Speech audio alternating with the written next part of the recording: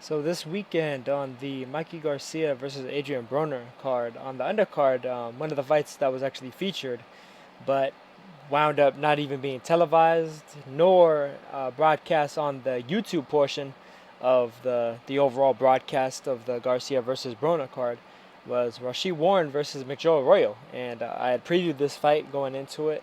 I still haven't been able to see the fight because I haven't been able to find anywhere where any footage exists outside of the highlights that Showtime wound up showing in the midst. I believe they showed it between the Jamal Charlo fight after he knocked out Jorge Highland and just before Mikey Garcia and Adrian Broner started to kind of progress into their ring walks, and when they showed the preview and some of the stock footage that they took of them in camp and stuff like that. Um, but from what I understand, from the reports that I've read, from what they even said on the telecast about it as they were showing the highlights, and even from I guess the highlights themselves, it seemed like the fight kind of turned out pretty much how I said I felt like it was going to, where Rashid Warren was basically just a step ahead of McJoe Arroyo, just a little bit too quick on the with the the first punch. I'm guessing like beating him to the punch from what I've read and everything, and he wound up getting an unanimous decision. Two judges had it 117 to 111, so 9 rounds of three. The third judge had it 118 to 110, 10 rounds of two. So that's a pretty clear, conclusive victory for Rashid Warren, who apparently seems like he looked really good at the weight class. Moving down from 118 pounds, where he was a champion, up until he lost to Zanat Zakianov a few months ago. Zakianov, incidentally, is actually looking to unify pretty soon. It was recently just announced, him versus Ryan Burnett. I'll say that for another video. Very, very good matchup that I'm definitely very interested in. Especially at bantamweight. It's kind of interesting. Two of like I think, somewhat lesser rated of the title holders at bantamweight actually facing off, and I think that the winner of that, pretty much puts himself right smack in the midst of the true top tier at bantamweight. Um, but getting back to Rashid Warren, he was even talking about the fact that he felt so good at super flyweight that who knows, maybe he'll even if he's able to get the belt at super flyweight that he actually just qualified for, because this was an IBF world title eliminator between him and Arroyo. The winner is guaranteed a shot at Joanna Kaz, who of course recently a lot of people saw score a pretty nasty knockout on the Manny Pacquiao versus Jeff Horn undercard right before the main event. But like basically, should he manage to defeat Nakaz, he wants to move down another weight class, all the way down to flyweight, and try and win a title there, which I imagine would probably be the lowest that he'd be able to get to. Incidentally, he weighed 113 and a quarter pounds for this fight with Arroyo. I've always felt like he was fighting a little bit too high in weight. I thought, or not necessarily a little bit too high in weight in terms of like 118. Like he's too small for the weight or something like that. I mean, obviously, like most fighters, he walks around a little bit above whatever his weight class is at a given time. But he's a guy that throughout pretty much his entire amateur career primarily fought as a flyweight. Back when it was about 113 pounds, he would make that weight, and then when it turned into 114 pounds and change, he was able to make that weight, and that's same day weigh-ins, albeit only 3 round fights in the regular international competitions. World Series of Boxing, it tends to be a bit longer, depending on if it's a regular fight or the World Series of Boxing championships. Um, but for him to make that pretty much well into his 20s and everything, you'd think that he'd be able to make that weight just fine as a fully grown adult, and then have the extra 24 hours or so to rehydrate enough so that they'd be able to go those extra 9 rounds as opposed to only the three. That's just kind of the way that I always felt about it, and it turns out that I guess I may have been right on the spot with regards to Rashid Warren as far as that's concerned, because I remember seeing some of his fight night weights before.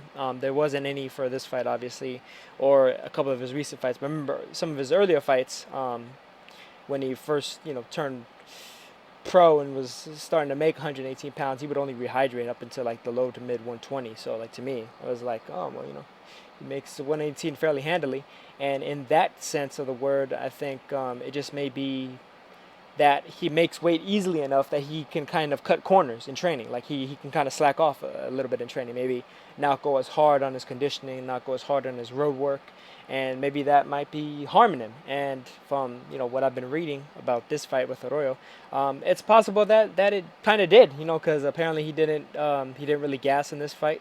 Versus Arroyo, the way that he did against Zakianov and Payano. Although Arroyo isn't necessarily the kind of like physical dynamo that Zakianov and Payano are.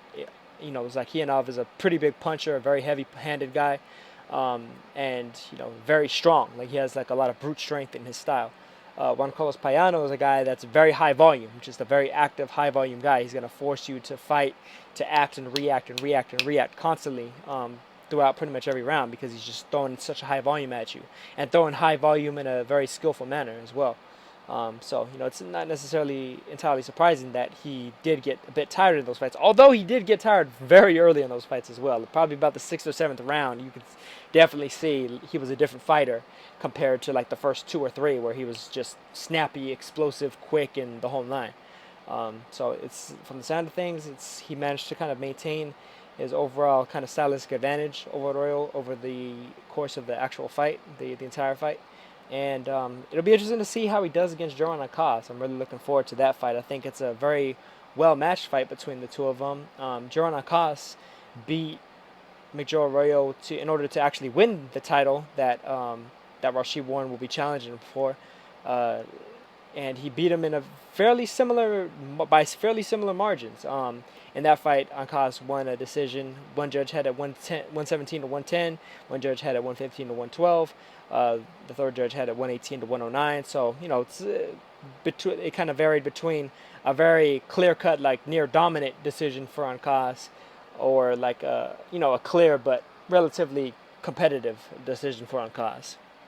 Akas did actually drop Arroyo in the 8th round of that fight.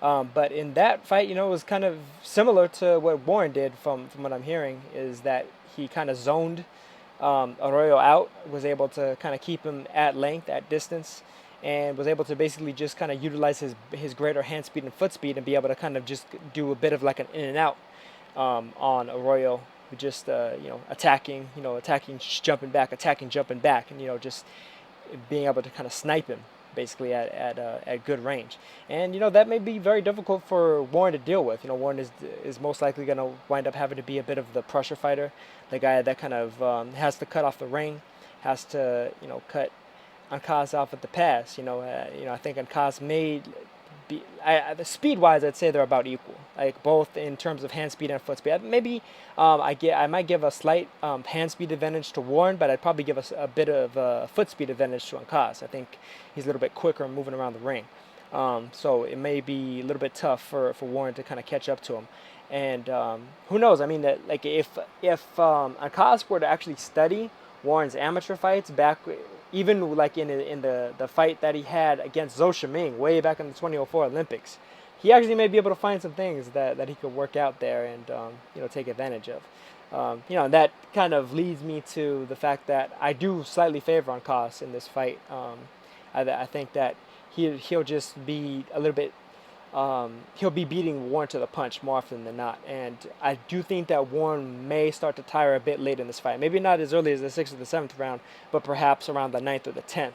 And Akas will probably be able to nick some of the later rounds, in addition to somewhat being able to kind of go head and head, neck and neck, and kind of trading rounds back and forth with Warren probably throughout the first 6 or 8. So that's pretty much kind of the way that I see that going.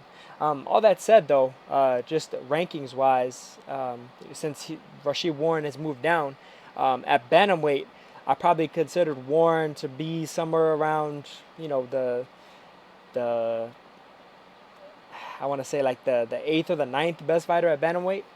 At super flyweight, I have him ranked pretty much right at 8th. And that's no, disrespect meant towards Rau'shee Warren. It's really just a matter of the fact that super flyweight is just such a talent-rich division, a talent-packed division, a division just really crowded with not just guys with fairly big names, but I mean guys that have proven repeatedly for several of them at least that they're high level fighters. They're high level fighters in the technical sense or in the strength sense, the physical sense. You got Knight Inoue there, Roman Gonzalez, Carlos Cuadras, Suiza Rungvisai, Jaron Akas, the aforementioned, Kaya Fai, Juan Francisco Estrada, Rashid Warren finally joins in there. You got Jonriel Casimero, who's a titleist at 108 and 112 previously. Somewhat similar to like a Gonzalez or a Inoue or Estrada. And then at number 10, I slot in Aston Palikte, who actually just got a big win, close decision win over Oscar Cantu, who's a guy that's a bit of a floater. He fights between super flyweight and flyweight, and it was a little bit of an upset for Palikte, but a pretty impressive one. He did a really solid job, and I think that he deserves to be basically right on the fringe of the top 10 at super flyweight. But as far as it goes, the only reason why I wouldn't weight Warren a little bit higher is simply because of the fact that Royal has been defeated before.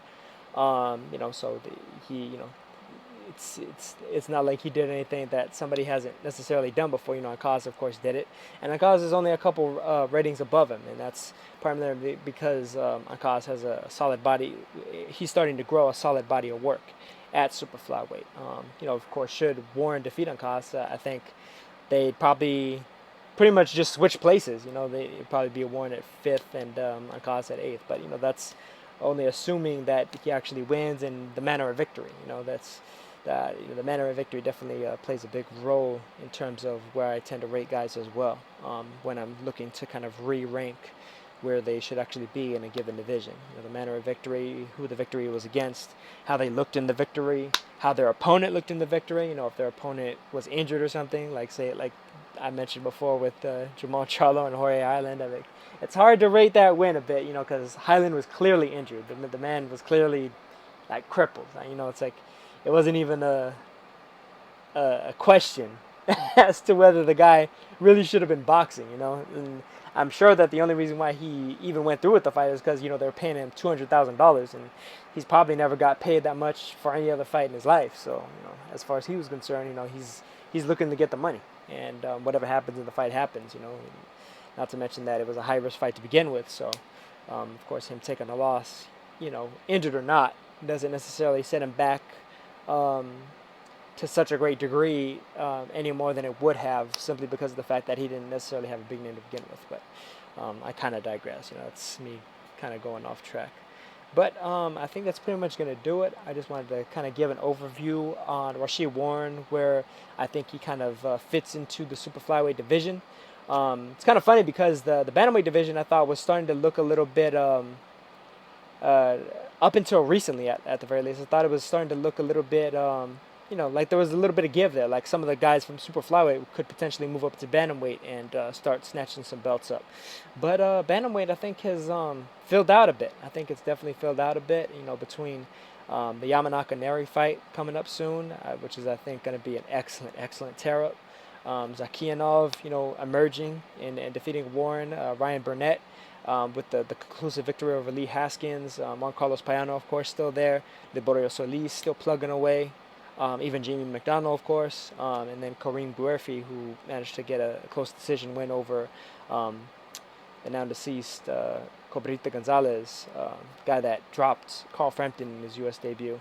Guerfi was able to actually get a close decision over him in the fight right after he had dropped Frampton. But but I mean, the thing is, I'd say, in spite of the fact that bantamweight is filled out a little bit more, overall, in a pound-for-pound sense, super flyweight is still the division to beat.